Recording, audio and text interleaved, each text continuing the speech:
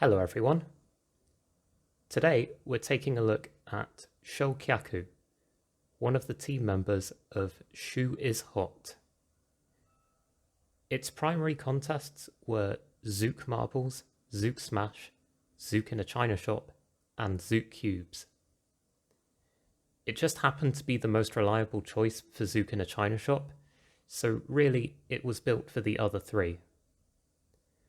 These contests are perhaps the most similar in regards to what they require, so this is probably one of the easier roles to build for. What these contests have in common is the Zook must run in a relatively straight line with some movable obstacles in the way.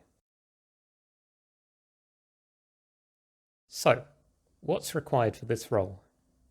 Firstly, strength. The Zook needs to be sufficiently strong to break through the obstacles in its way. Since we don't need to push things in these contests, we want to reduce contact with the obstacles as much as we can. Finally, as with most roles, speed, since we want our Zook to finish before the opponent. Strength and contact are somewhat interchangeable, in that if you reduce a Zook's contact with the obstacles, less strength is required to break through them, but both are needed to get the best results. So, how do we make it strong? First, and by far the most important, is weight. As a rule of thumb, the heavier a Zook is, the stronger it is. As you can see with Shoukyaku, most of its weight is in the body, which is usually what you want. You generally don't want a significant amount of weight in moving parts, as it will make the Zook unstable. You also don't want too much weight far away from the Zook's centre, as this will increase its angular momentum when it turns, which makes it liable to oversteer. It also has a couple of extra parts added for weight, hidden away from the body, except for the stripe at the top. When adding extra bits of weight, it's a good idea to keep them low down to keep the Zook's centre of mass low. A high centre of mass will make the Zook easier to topple. You also want fairly short legs. Long legs don't have good leverage, so are poorly suited for strong Zooks. They don't have to be as short as these for this kind of weight, but we'll talk about that more when we get to speed. You also want enough legs to support the Zook and give it a decent grip. The heavier a Zook is, the more inertia it has, but this again relates to speed. Just to be clear, there are plenty of ways we could make this Zook stronger, but the goal here is only to make the Zook strong enough for the contests it faces. So, how do we minimize contact with obstacles? In an ideal world, the Zook would be small, but since we've had to add some weight, we need to instead figure out a good shape for the Zook. Making it long is usually a good choice. As long as it's the same size or thinner than the front end, any extra length won't be adding any more contact. Just don't make it so long that it hangs off the edge of the table. Width and height will inevitably add contact, but I would say invest more in width than height. By keeping the Zook low, it can slice under larger obstacles like marbles, which can greatly reduce the impact they make. Aside from looking slick, having a rounded and sloped body helps keep the Zook compact, and any obstacles that end up on its back are more likely to just slide off.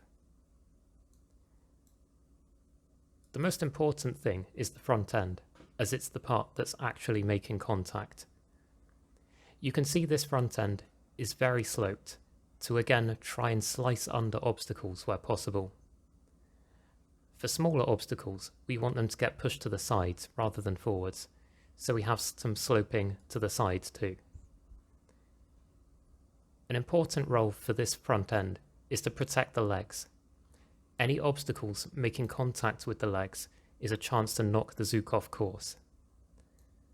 An easy test is to look at the Zook head on.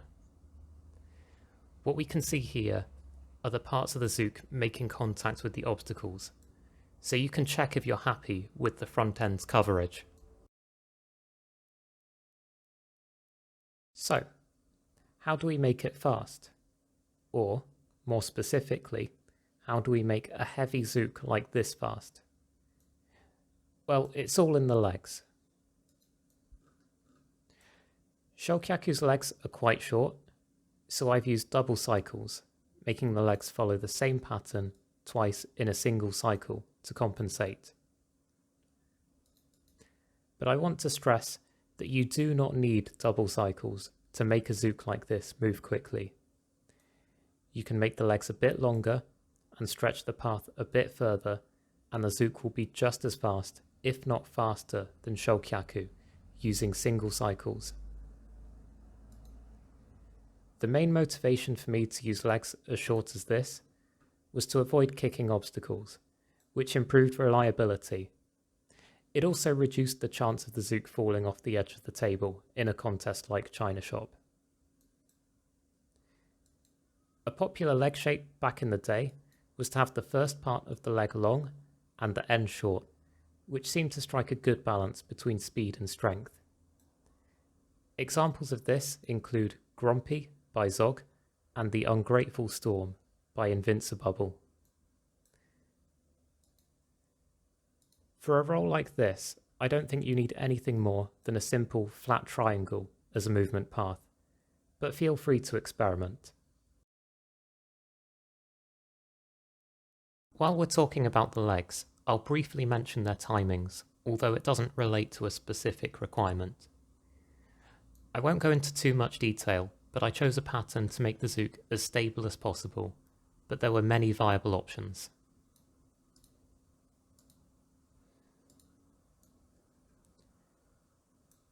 Each group of 3 legs effectively takes responsibility of a corner of the Zook and moves in even thirds to ensure every corner is supported at all times.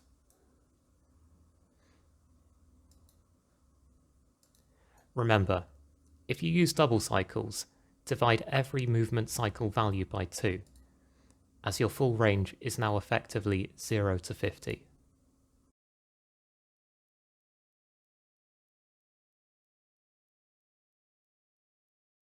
It might seem odd, but I added extra weight as a means to make it more well-rounded.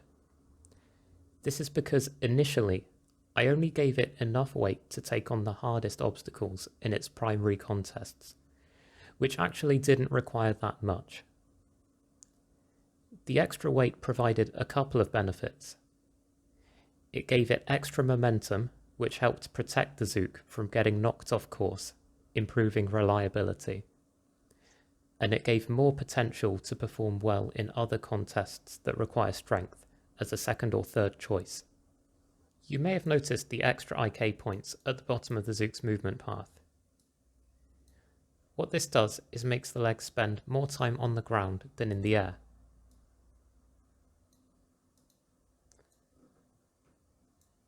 By doing this, I sacrificed some speed for better grip, which gave it better acceleration and much better turning. This helps it recover quickly if it does go off course and crash. In particular, there is quite a nasty turn in Zook Smash that Zooks sometimes have trouble with. The extra turning also helps in China Shop and any second or third choice contests that may require it. By making a Zook that was already fast and strong, good at turning, it became a potent all-rounder, which made it a great second choice for many contests. It's not a third choice for many things, because it's a first or second choice for all the other contests already. Since most of these choices are just because Shoukyaku is a good all-rounder, I'll only comment on some of the notable contests. First, weakest Zook and Zook Sumo shouldn't be a surprise due to the strength requirement, but it had a couple of extra features to help with them. It has a small flat bit at the tip of the front to help push in a straight line in weakest Zook, and its sloped front end can help it drive under other Zooks in Sumo, which can be handy. Finally, being strong, agile, and handling contact well made Shoukyaku exceptional at Zook tag, arguably even better than Wings of Fire, which was the first choice. So it's a shame we didn't get to see it perform in this event. One last thing is Shoukyaku took one of the only losses my team had in the championships, so I think it's worth addressing. It lost a round of China Shop versus Mega Strider 2 from Platypus's team, Mad Skills. Shoukyaku didn't score badly, but Mega Strider 2 just did substantially better. So, should I have built Shoukyaku differently to be better at China Shop? I don't think so. Mega Strider 2 is what I would call a chunky hurdler, which is one of the best, if not the best approaches to China Shop. It's not reasonable to expect a Zook build like Shoukyaku's to match it in this contest. So really, my role management was at fault here, and another Zook should have taken on China Shop as a first choice. But perhaps we'll talk about that in another video. Thank you for watching. If you would like to take a look at Shoukyaku yourself, you can find and download it on zooklabs.com.